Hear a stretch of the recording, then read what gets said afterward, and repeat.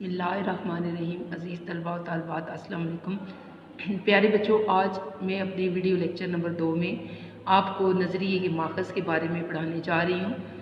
नज़रिए के माखज़ के बारे में पढ़ाने जा रही हूँ। नज़रिए प्यारे बच्चों, आप अपनी किताब के सफ़ा नंबर 2 को खोल लें। सफ़ा नंबर 2 को खोलें। यहाँ पर हम नज़रिए के माखज़, जी उन्वान आपको सामने नज़र आ रहा होगा, नज़रिए के माखज़, सोर्सेज ऑफ आइडियालॉजी, इसके बारे में पढ़ेंगे। नज़रिए के माखज़ दर्ज झेल हैं। सबसे पहले है मुश्तरका मज़हब।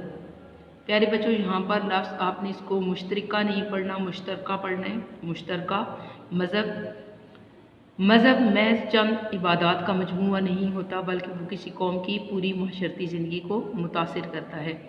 प्यारे बच्चों, मज़हब सिर्फ इबादात के मजमूए का नाम नहीं, बल्कि ये किसी कौम के पूरी जो माशरती ज़िंदगी है उस पर असरअंदाज होता है। 19वीं सदी में बरसगीर पाक व हिंद में कई हिंदू तहरीकों ने जन्म लिया। जैसे एक तहरीक थी आर्या समाज और दूसरी थी ब्रह्मो समाज, जिनका मकसद हिंदूइज़्म की इशाअत और मुसलमानों को नीचा दिखाना था। ये तहरीकें इसलिए चलाई गई थी, इनका मकसद ये था कि हिंदूइज़्म यानी हिंदू मज़हब की इशाअत, हिंदू मज़हब को फैलाया जाए हिंदुस्तान में और मुसलमानों को कमतर दर्जा दिया जाए।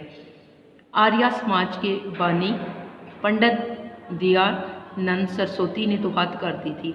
अब जो आर्या समाज था, हिंदू तहरीकों ने जो ये तहरीकें चलाई थी, एक आर्या समाज, और जो आर्या समाज का बानी था, इसको बनाने वाला था, जिसका नाम था पंडित दयानंद सरस्वती, इसने तो तमाम हदें क्रॉस कर दी थी कि इसने शुद्धि के नाम से एक प्रोग्राम शुरू किया।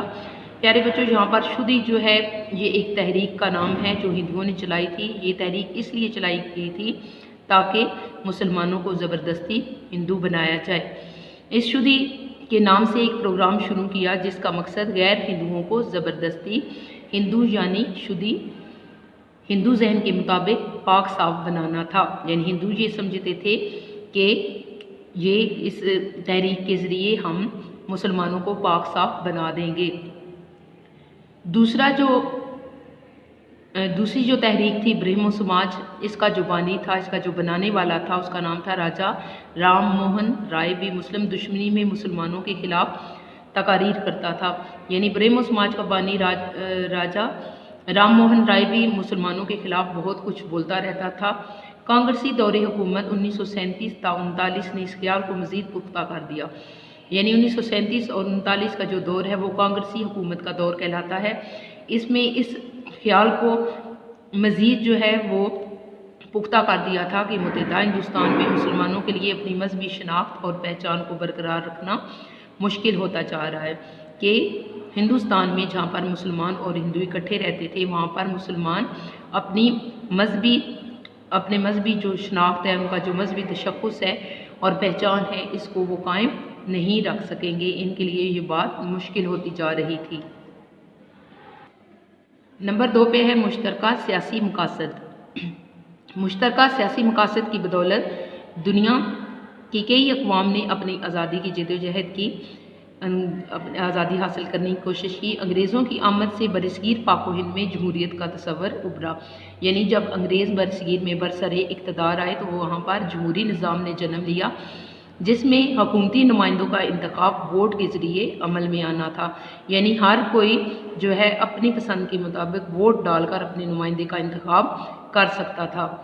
आबादी के लिहाज से चूँकि मुसलमान बरसगीर पाक व हिंद में अक़लियत में यानी तादाद में कम थे, लिहाजा हुकूमत में मुसलमानों का हिस्सा भी थोड़ा था। इसलिए इनकी कम तादाद होने की वजह से हुकूमत में भी मुसलमानों को थोड़ा बहुत हिस्सा दिया गया। नए सियासी निज़ाम ने जो शऊर दिया था, नया सियासी निज़ाम अब क्या था? नया सियासी निज़ाम ये था कि हुकूमती नुमाइंदों का इंतखाब वोट के ज़रिए अमल में आना था। ये जो सियासी निज़ाम बना था, इसकी वजह से अब मुसलमानों को थोड़ी बहुत उम्मीद हो गई थी कि वो अपना मजहबी तशख़्ख़ुस यहाँ पर बरकरार रख सकेंगे। नंबर 3 पर है मुश्तरका तालीमी मकासद। मुश्तरका तालीमी मकासद भी किसी कौम के नज़रिए के माखज़ होते हैं। अंग्रेज़ों ने बरसगीर पर कब्ज़े के बाद ऐसा निज़ाम तालीम मुतारफ़ कराया। यानी जब अंग्रेज़ बरसगीर पर बरसरे इक़्तिदार आए, उन्होंने बरसगीर पर कब्ज़ा किया तो उन्होंने वहाँ पर अपने लिहाज से नया निज़ाम तालीम जो है उसको राइज किया, जिसमें अंग्रेज़ी ज़बान को मरकज़ी हैसियत हासिल थी। चूँकि ये अंग्रेज़ थे तो इन्होंने अपना निज़ाम तालीम भी अंग्रेज़ी ज़बान में राइज किया और इसको अंग्रेज़ी ज़बान को ही अहमियत दी। इस पर मुस्लिम उलमा ने रद्द-ए-अमल का इजहार करते हुए अंग्रेज़ी ज़बान सीखने को खिलाफ इस्लाम करार दिया। जो मुस्लिम उलमा थे उन्होंने इसके खिलाफ एहतजाज किया और रद्द-ए-अमल का इजहार करते हुए उन्होंने, ज़ाहिर है उनके मुताबिक ये था कि अगर हम अंग्रेज़ी ज़बान को सीखेंगे तो कहीं ये हमें इस्लाम के खिलाफ ही ना कर दे। बेशतर मुसलमानों ने नए निज़ाम तालीम को रद्द कर दिया, इसलिए ज़्यादातर मुसलमानों ने जो नया निज़ाम तालीम था यानी जो अंग्रेज़ी ज़बान पर मबनी था इसको मानने से इनकार कर दिया। ये सब एक नज़रिए की बुनियाद पर हुआ और वो ये जो नज़रिया था वो इस्लाम था, यानी इन सब के पीछे एक मजबूत नज़रिया कार फरमा था और वो नज़रिया था नज़रिया इस्लाम। नंबर 4 पर है मुश्तरका माशी मकासद। मुश्तरका माशी मकासद भी किसी कौम के नज़रिए के माखज़ होते हैं। 1857 की जंग आज़ादी के बाद अंग्रेज़ों की हमदर्दी हासिल करने के लिए हिंदू अंग्रेज़ों को ये बात समझाने में कामयाब हो गए कि जंग आज़ादी में मुसलमानों का किरदार ज़्यादा था। प्यारे बच्चों, 1857 की जंग आज़ादी के बाद जब मुसलमानों को इस जंग में शिकस्त हुई तो उन्होंने अंग्रेज़ों की हमदर्दी हासिल करने के लिए, क्योंकि अब अंग्रेज़ बरसरे इक़्तिदार आ गए थे, तो इनकी हमदर्दी हासिल करने के लिए उन्होंने अंग्रेज़ों को ये कहा कि 1857 कि जंग आज़ादी के जो ज़िम्मेदार हैं वो मुसलमान हैं और ख़ुद जो है वो इस बात से बरी ज़िम्मा हो गए थे, जिसकी वजह से मुसलमानों को संगीन नताइज का सामना करना पड़ा था, यानी बहुत मुश्किल हालात से इनको गुजरना पड़ा था। बहुत जुल्म इन पर मुसलमानों को पर हिंदुओं और अंग्रेज़ों ने मिलकर किया था और मुस्तकबिल में भी मुसलमान दोबारा इस किस्म की कोशिश कर सकते हैं। वो जो हिंदू थे वो अंग्रेज़ों को ये बात बावर कराने की कोशिश कर रहे थे कि मुसलमान ये हरकत मुस्तकबिल में दोबारा भी कर सकते हैं।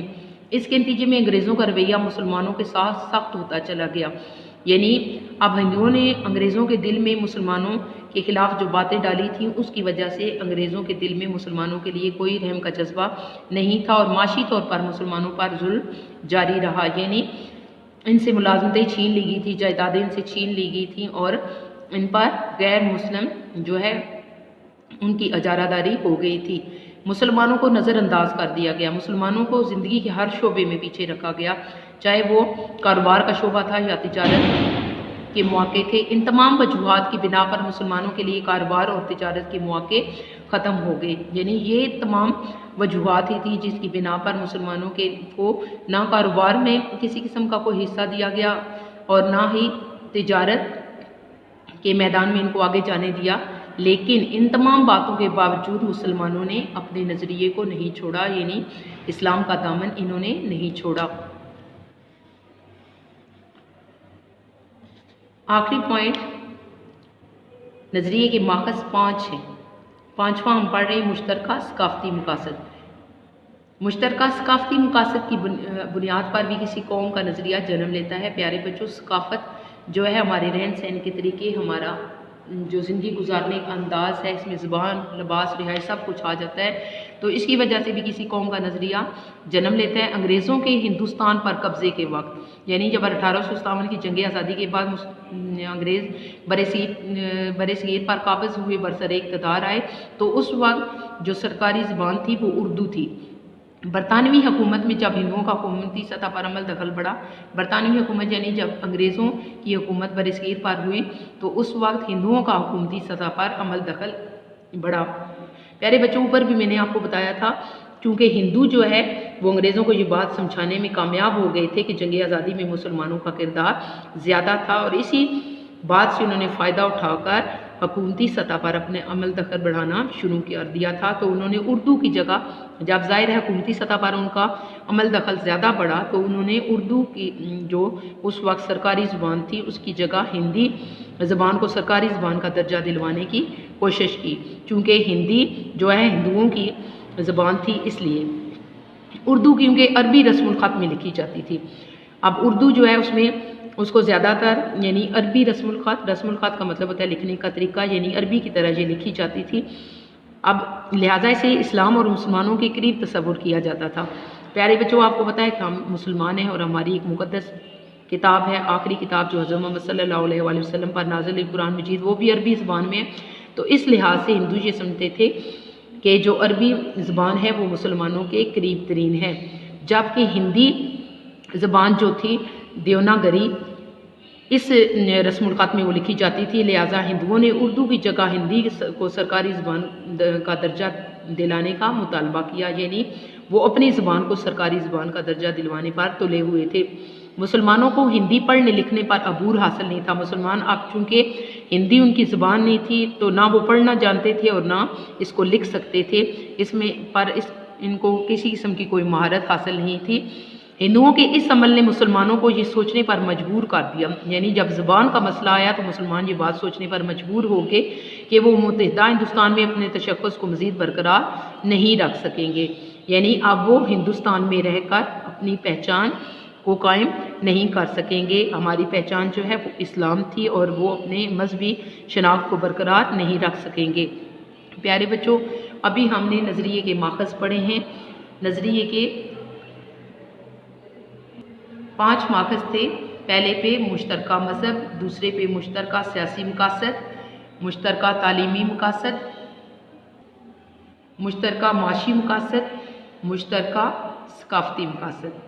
प्यारे बच्चों, अभी जो मैंने आपको नज़रिए के माखज़ के बारे में पढ़ाया, उम्मीद है कि आपको अच्छे तरीके से ये बात समझ आ गई होगी। ये जितना भी मैंने आपको पढ़ाया आपने इसको अच्छे तरीके से याद भी साथ करना है।